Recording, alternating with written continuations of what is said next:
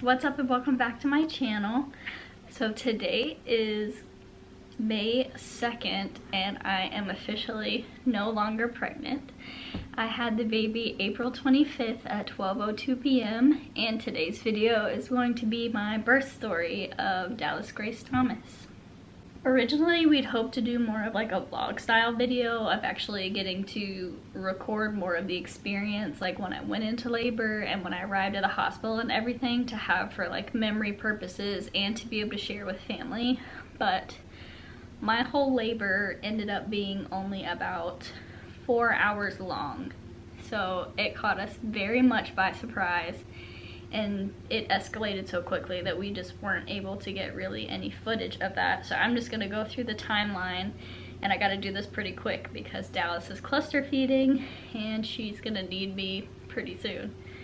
So it all started out Saturday morning. I woke up around 7 and I was having some period-like cramps. They weren't contractions, it was more just uncomfortable feeling, and I was like, oh, you know, this has happened before. It's probably just her changing position or dropping further down.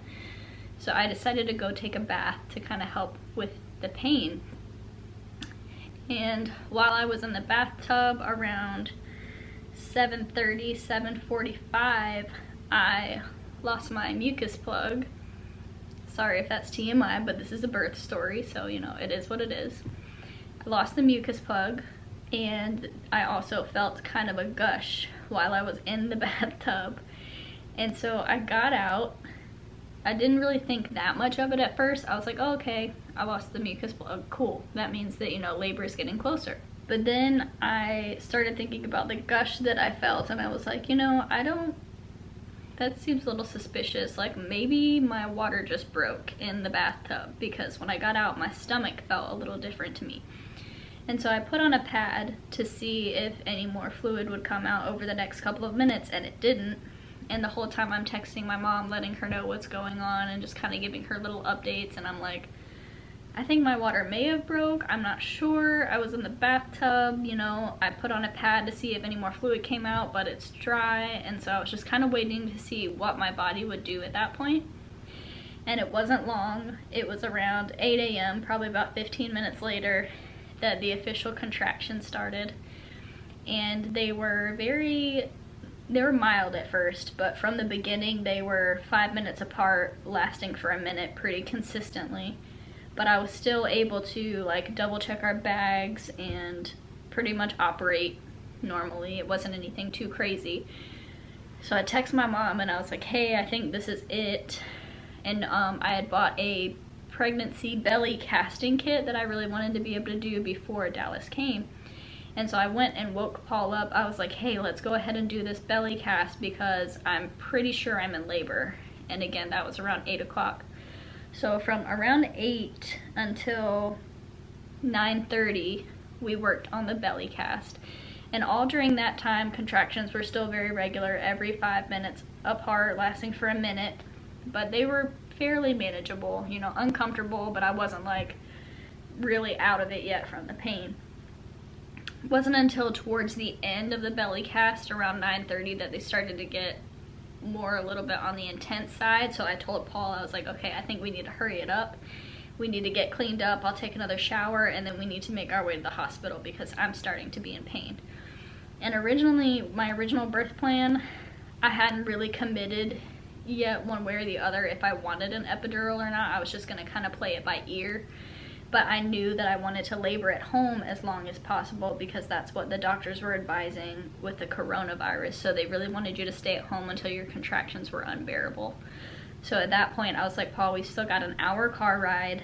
I don't want to be totally miserable, and I'm starting to have to actually work through these contractions, so let's go ahead and go. So we made it into the car around 9:45. We left the house, and from the second I got in the car is when things really started ramping up. I don't know if it's because of the position, like not being able to really move around, or just the timing of it. But throughout that car ride, they got down to 3 minutes apart, lasting for a minute, and I was starting to be in some serious pain. Like I was, you know, moaning, groaning, gripping the side of the car handle, being like, Paul, it hurts so bad, like how far are we away from the hospital? We need to get there. And at this point, of course, I was already like, yes, give me my epidural, like where is it at? Get me to the hospital, please, I need it. And so we ended up getting to the hospital around 10:30, 10:35, but then we still had to walk in, and of course they're scanning everybody's temperature and everything. And so I'm sitting here having really heavy contractions, having to sign this paperwork when you get in and get my temperature taken. And finally we get escorted up to labor and delivery by the security guard, and I have a picture that I took because I was trying to document it somehow as much as possible, but I look so rough from the car ride alone. I'll see if I can put it in somewhere so you guys can see it, because it's kind of funny. My hair just looks like a frizz ball from being on the struggle bus in the car. But we made our way up to labor and delivery, and of course they put you in triage first because they want to verify that you're actually in labor and that you didn't come too early, because if you come too early they'll send you back home to labor, which is what we were kind of trying to avoid. So we get up there, and of course there's a mountain of more of paperwork for me to fill out. So I'm sitting here having unbearable contractions at this point, having to sign all this paperwork. I was extremely frustrated.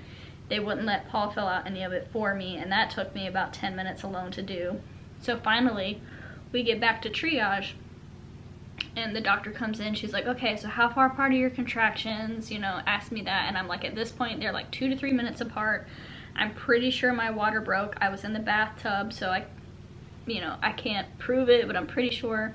So they went ahead and checked me, and at that point, they were like, oh, you're 4 centimeters, 90% effaced, and one of the tests came back saying that your water broke, but the other didn't, so we're gonna have to look at it under a microscope.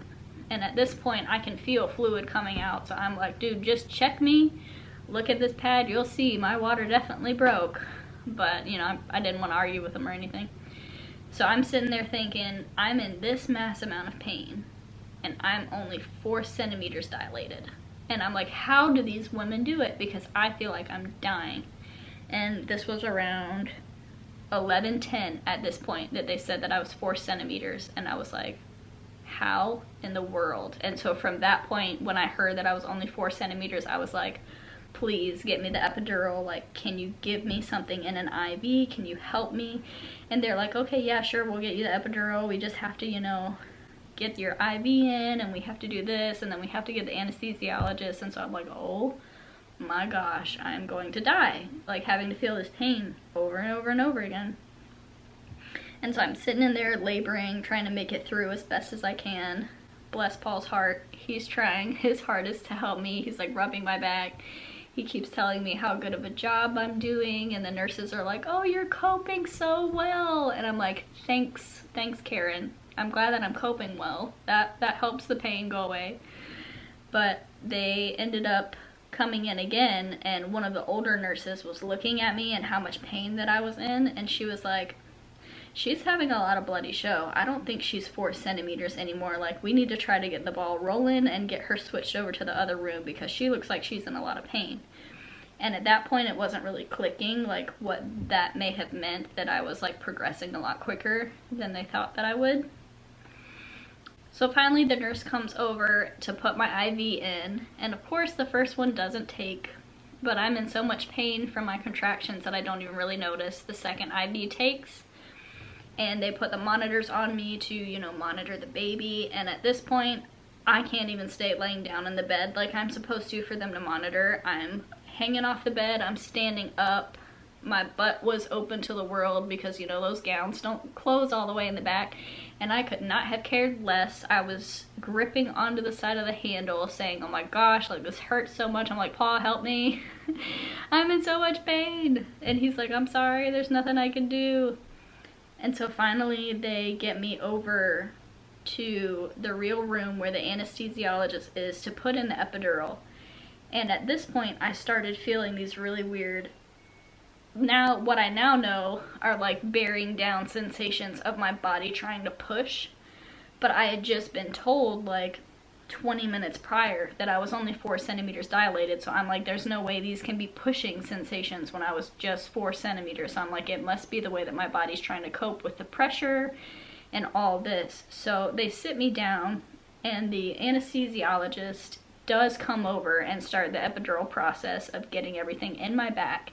This whole time I'm having contractions, and what I now know is my body was pushing already, trying to get the baby out, so I'm hanging over the little table that they give you with like my face down, trying to bear through the contractions while my body's pushing.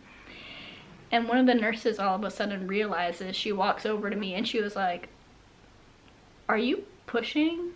And I was like, "I think I might be." You know, because I was like, I was just 4 centimeters. Like, how is that possible? And so the nurse was like, we need to get the dad back in here and get the doctors back in here ASAP. I'm pretty sure she's pushing. And the anesthesiologist had just finished getting the epidural in, but did not have time to administer the medicine for it to take in time for pushing. So the nurses and everybody come in. Paul starts FaceTiming my mom around 11:47, so that's what time I started pushing. After just being told at 11:10 that I was 4 centimeters dilated, I had now already progressed to 10 centimeters. I was complete and I was ready to push and needing to push. So they rolled me over on my back and I started pushing. I pushed for 15 minutes without the relief of the epidural after going through everything to get it. And then Dallas Grace was born at 12:02 p.m. on Saturday. And that was the craziest experience of my life. I'd always wanted to be strong enough to be able to experience like a natural birth, which I'm pretty much calling this a natural birth because I didn't get any relief from the epidural. My legs were not numb. They didn't put a catheter in me. I was up immediately walking around afterwards and I had no pain medicine. So it made me feel kind of good to know that I got to experience that. But as far as would I pick it again, probably not. The only reason that I was able to get through it this time was because I didn't have a choice. But trust me, I was begging every nurse that walked by. I was like, pain medicine, please. I was like, can't you give me something in my IV? And they're like, no, you're progressing too fast, that it might end up hurting the baby. So it was definitely not by my will that I didn't have the pain medicine. I definitely would have had the epidural without it. But overall, looking back on it, I am definitely happy with the experience, as painful as it was, to be able to experience a natural labor and give birth to one of my children in that ways is something that's very special to me, especially after everything that we've been through. It definitely makes me feel like a strong woman, which again, if you have an epidural, that doesn't mean that you're not strong. I totally would have had that pain relief if I could have, but I'm just saying, given everything we've been through, it brought a sense of strength back to me that I feel like I lost with everything that I went through with Austin. So we are home now. Dallas is actually a week old today, which is insane. I'm planning on filming a 1-week postpartum update for me and her after this video, but I just wanted to go ahead and get this one up. Thank you for your prayers for us that day, for a good delivery for her and I. And I'm gonna go grab her really quick and introduce you to Dallas so that you guys can get to see her on camera.